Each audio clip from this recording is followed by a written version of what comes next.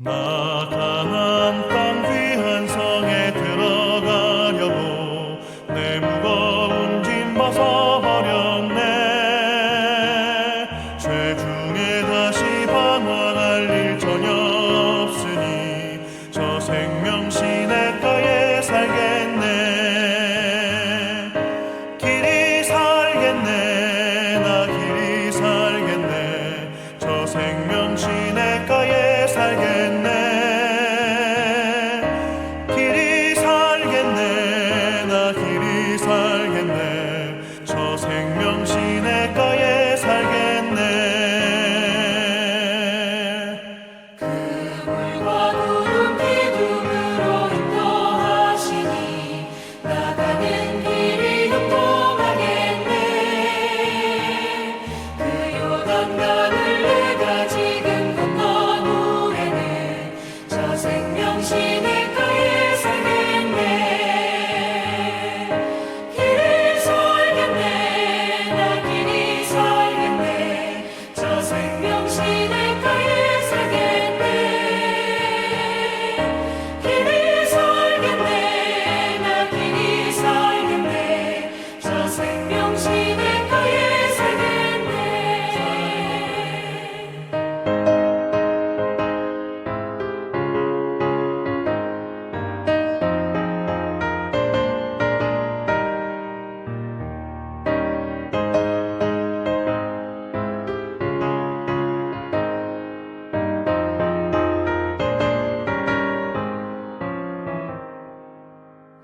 내 주린 영혼 만나로서 먹여주시니 그 양식 내게 생명 되겠네.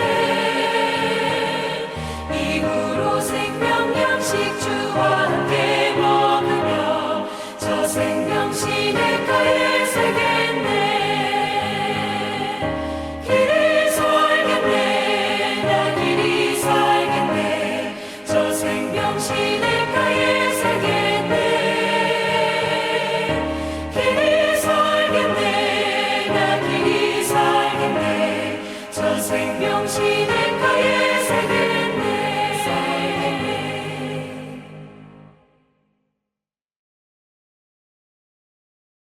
다윗이 요압에게 기별하여 햇사람 우리아를 내게 보내라 하매 요압이 우리아를 다윗에게로 보내니 우리아가 다윗에게 이르매 다윗이 요압의 안부와 군사의 안부와 싸움이 어떠했는지를 묻고 그가 또 우리아에게 이르되 내 집으로 내려가서 발을 씻으라 하니 우리아가 왕궁에서 나가매 왕의 음식물이 뒤따라가니라. 그러나 우리아는 집으로 내려가지 아니하고 왕궁문에서 그의 주의 모든 부하들과 더불어 잔지라. 어떤 사람이 다윗에게 아뢰되 우리아가 그의 집으로 내려가지 아니하였나이다. 다윗이 우리아에게 이르되 내가 길 갔다가 돌아온 것이 아니냐 어찌하여 내 집으로 내려가지 아니하였느냐 하니 우리아가 다윗에게 아뢰되 언약궤와 이스라엘과 유다가 야영 중에 있고 내 주 요압과 내 왕의 부하들이 바깥 들에 진치고 있거늘 내가 어찌 내 집으로 가서 먹고 마시고 내 처와 같이 자리이까. 내가 이 일을 행하지 아니하기로 왕의 살아계심과 왕의 혼의 살아계심을 두고 맹세하나이다 하니라. 다윗이 우리아에게 이르되 오늘도 여기 있으라. 내일은 내가 너를 보내리라. 우리아가 그날에 예루살렘에 머무니라. 이튿날 다윗이 그를 불러서 그로 그 앞에서 먹고 마시고 취하게 하니 저녁 때에 그가 나가서 그의 주의 부하들과 더불어 침상에 눕고 그의 집으로 내려가지 아니하니라.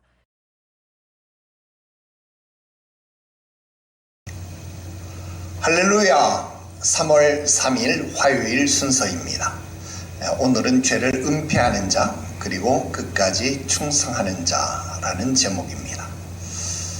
사무엘하 11장은 다윗의 범죄 이후에 전개되는 상황을 우리들에게 보여주고 있습니다. 1절에서 5절까지 말씀에서 보면 다윗은 밧세바와 더불어서 동침하였고 결국 밧세바가 임신했다라고 하는 소식을 듣게 됩니다.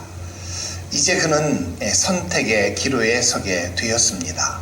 회개할 것인가 아니면 그 죄를 덮을 것인가 이것을 선택해야 합니다. 그런데 오늘 본문 말씀 6절부터 13절까지 말씀 보면 다윗은 이 죄를 감추기 위해서 전쟁터에서 전쟁을 수행하고 있던 밧세바의 남편 우리아를 불러오는 장면을 보게 됩니다. 결국 이 본문은 극명한 대비를 우리들에게 보여주고 있습니다. 죄를 은폐하려고 하는 왕과 끝까지 왕 앞에 충성을 다하려고 하는 충직한 군인의 모습을 보여주고 있습니다. 이제 본론의 말씀을 살펴보도록 합시다. 첫 번째, 죄는 또 다른 죄를 낳는다라는 것입니다. 여러분, 다윗은 전쟁터에 있는 군대 장관 요압에게 수고하고 있는 우리아를 자기에게 돌려보내라고 명령합니다.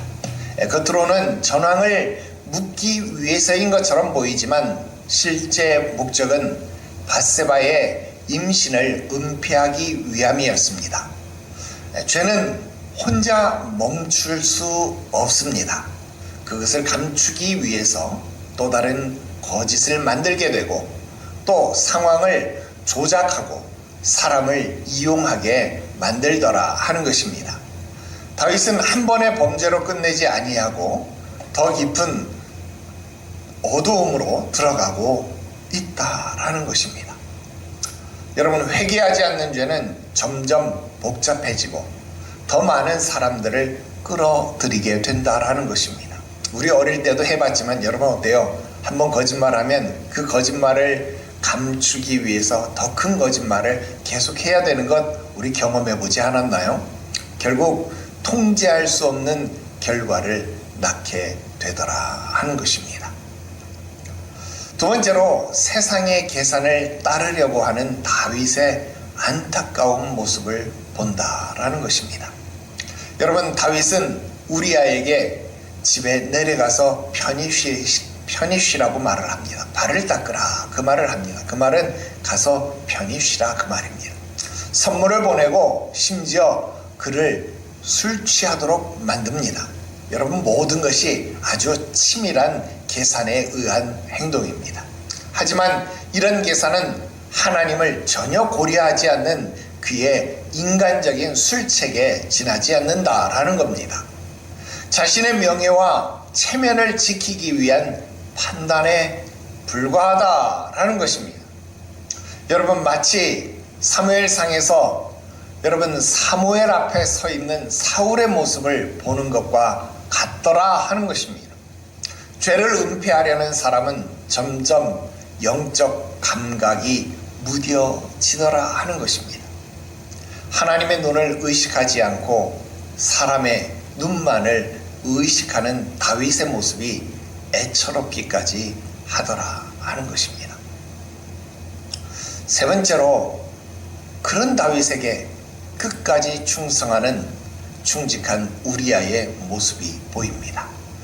자, 반면 우리아는 집에 가지 아니하고 왕궁문에서 자신의 부하들과 함께 잠을 잡니다. 수경을 한다 그 말입니다. 그는 말합니다.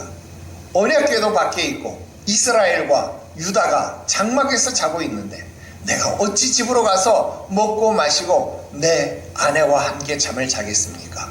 여러분, 왕보다 더 하나님을 의식한 것 아닙니까? 언약궤가 밖에 있는데 내가 어떻게 집에 가느냐? 또 내 군사들, 내 부하들이 밖에 있는데 내가 어떻게 안에 있느냐? 여러분, 아까 여러분 앞에서 1절에서 5절에서 여러분 무엇이라고 이야기를 합니까?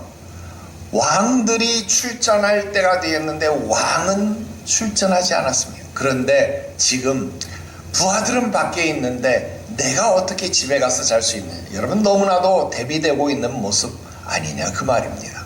전쟁터에서 동료들과 하나님의 임재를 생각한다면 다시 자기는 지금 집에서 잘 수 없다. 여러분, 대단한 충성이 아닐 수 없습니다. 대단한 충직함, 절제된 모습이 아닐 수 없다라고 하는 겁니다. 죄를 은폐하는 왕, 끝까지 충성하는 군인, 바로 이러한 대비는 우리들에게 아주 중요한 본질적 질문을 던져준다라는 겁니다. 과연 우리, 저와 여러분들은 어떤 자리에 오늘 서 있겠느냐 하는 것입니다. 결론입니다. 단순한 사건을 기록하고 있는 것이 아닙니다. 오늘 우리의 삶, 우리의 심령 안에도 다윗도 있고 우리야도 존재하고 있습니다. 죄를 감추려고 하는 마음, 그리고 하나님 앞에서 끝까지 충성하려고 하는 마음이 함께 공존하고 있다는 것입니다. 죄를 은폐하면 영혼은 점점 어두워지고, 충성을 선택하면 하나님이 기억하신다라는 것입니다. 오늘 저와 여러분들은 선택해야 합니다. 체면을 지키기 위해서 더 깊이 숨을 것인가, 아니면 하나님 앞에 나아가고 회개하고 돌이킬 것인가 선택해야만 할 것이다 하는 것입니다. 기도 드립시다. 의로우신 하나님 아버지, 우리들의 추악한 죄를 감추려고 하였던 연약한 모습 하나님 앞에 고백합니다. 사람의 눈을 의식하면서 하나님 앞에 정직하지 못하였던 못난 순간, 추악한 순간들을 용서하여 주시옵소서. 순간을 모면하기 위하여 죄를 덮으려는 우리들의 죄악된 마음을 버리게 하시옵시고, 빛 가운데로 나아가는 회개할 수 있는 용기를 주시옵소서. 우리야처럼 끝까지 충성하는 믿음을 허락하여 주시옵시고, 어떤 상황 속에서도 주를 먼저 생각하게 하시옵소서. 정직함과 충성이 우리 삶의 기준이 되게 하여 주시옵시고, 오늘도 주 앞에 부끄럽지 않은 하루를 살게 하시옵소서. 거룩하신 구주 예수님의 이름으로 기도드리옵나이다. 아멘.